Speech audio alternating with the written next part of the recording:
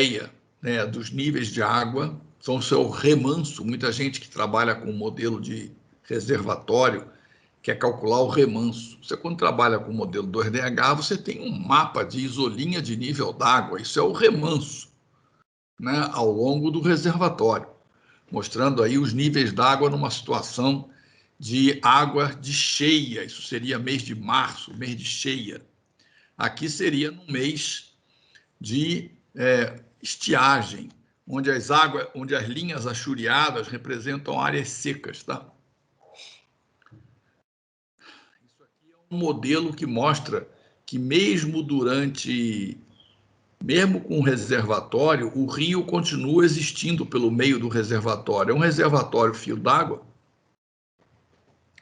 Então, você pode apresentar esse tipo de resultado. Você apresentar qual é a percentual de tempo que eu tenho velocidade acima de 0,5 metro por segundo. Isso aí ao longo do período do verão, 1 de janeiro a 31 de março. Então você vê que claramente o rio está no meio do reservatório, né? Continua funcionando perfeitamente no meio do reservatório.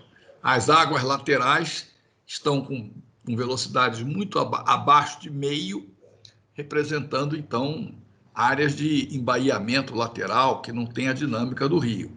Aqui você vê na época do outono, continua o rio pelo meio. Na época, reparem que o reservatório vai mudando, né?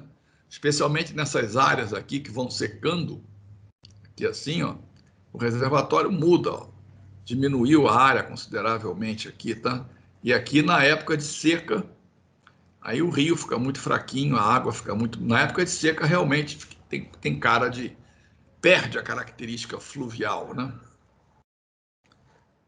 Isso daqui mostra a percentual de tempo, são resultados que vocês podem pedir ao modelo. Ao longo do período de simulação, no ano de 2015, quanto por cento do tempo as tensões exercidas no fundo pelo escoamento seriam incapazes de transportar os sedimentos mais finos?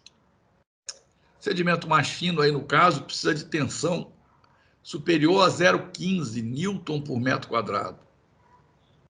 Então, vocês vejam que isso aí indica claramente onde é que vai depositar material em suspensão, não é mesmo? Vai depositar nos vermelhos, não vai depositar no branco, tá? Então, isso aí já é um indicativo das áreas com maior chance de ocorrer sedimentação.